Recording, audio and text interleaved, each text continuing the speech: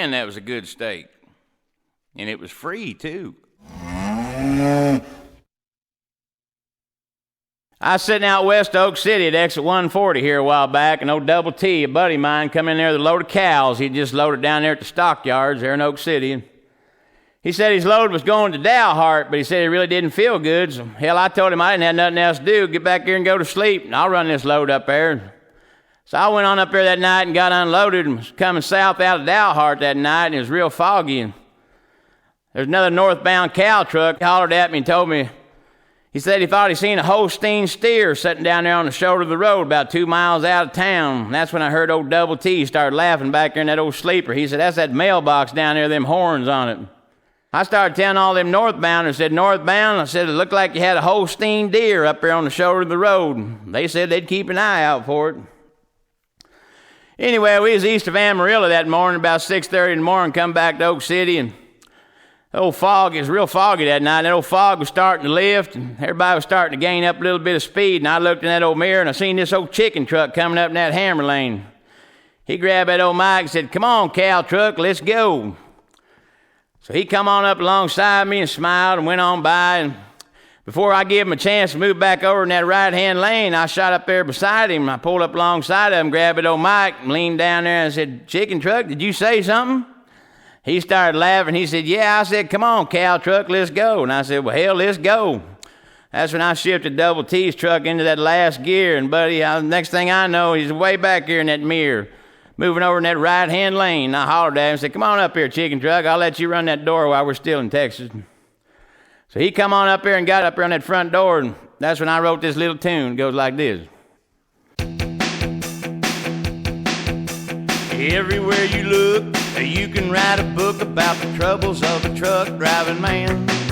But you just can't impose, you can't stick your nose into something that you don't understand. Well, I was driving in the fog, didn't even keep a log. We was east of Amarillo somewhere. It finally got where I could see it was me and Double T. We had his empty cow trailer back there. Well, I had another gear. When I looked into the mirror, I saw this chicken truck coming up behind. So I shifted once more, and when I put it to the floor, I left that triple-digit chicken truck behind. Everywhere you look, you can write a book about the features of a cow hauling man. But you just can't impose, you can't stick your nose into something that you don't understand. And that's probably something you just don't understand.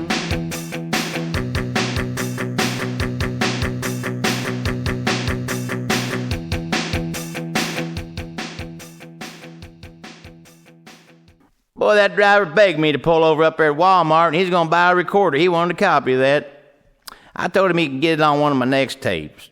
So anyway, we crossed that Oklahoma line. I told him, I said, driver, I'll take that front door now. And I jumped out there in front of him, and I was hammered down, running about 112, and he's running about 111, trying to keep up with me. I come up on these two freight haulers running side by side down that old interstate, hammered down, 66 mile an hour, you know. I hollered back at that chicken truck. I said, driver, they got that old interstate blocked up here, but that median looks pretty level. I said, hell, let's just go down the median. We'll go around them. He said, let's do it. So I went down the median. I went around them two freight haulers, and I went, whoop. And that old chicken hauler, he went down the median. He went around them two freight haulers, and he went, whoop. And all them two freight haulers heard was, whoop, whoop. You know what you get if a cow hauler and a chicken hauler hit head on? You know what you get? Steak and eggs. And the last load of cows I loaded, I hauled, I loaded them backwards, and I got to going down the road about 115 mile an hour, and it blew them all up, and they fired me. You know how cow haulers are practicing safe sex? They're putting X's on the ones that kick. I heard they had a cow truck turn over there by Big Cabin the other day. They said the driver had on a load of sheep. When he went around one of them Swift trucks, all them sheep ran over to one side of that trailer like they recognized that driver and turned that truck over. About 10 years ago, me and a friend of mine from Wichita, we rented us one of those Lincoln Town cars. We went on a vacation for a week, and we went down to the French Quarters and then on over to El Paso and back into Wichita. I'd hooked us up to CB radio, of course, and we were northbound on 35, still in Oklahoma, coming up on those rest areas around the 223 yardstick, and this gal comes over the radio and said, if anybody wanted any company to go down channel 17. So I went down there and said, yeah, where you at? She said she's over there in that southbound rest area. As I was listening to her, I glanced up there in that northbound rest area, and there was this big, pretty, canary yellow cow truck parked right there as you go into the rest area. And about that time, she asked me where I was at. And that's when I told her that I was in this northbound pickle park over here in this big, pretty, canary yellow cow truck. She came back and said that she was just over there, and that I told her that I didn't want any company. And that's when I said, I know, sugar, I've changed my mind, so come on back over here. I told her that I'd be back there in the sleeper waiting for her. And she said she is on her way, and that's when I told her that I'd leave that passenger door unlocked for her. But I said the passenger door sticks, so you have to yank on it real hard a couple times to get it open. Well, as Keith and I passed by, it just so happened that cow holler was in his sleeper, probably just making him a line on his logbook. As we passed by, I watched her in my mirror running across that median, and I've always wondered to this day whatever happened in that big, pretty, canary yellow cow truck in that northbound pickle park. How about one of you drivers come over here and help me slide my tandems? I'm over here in this black Peterbilt alongside the scales pulling this cow trailer. Whoop and ride.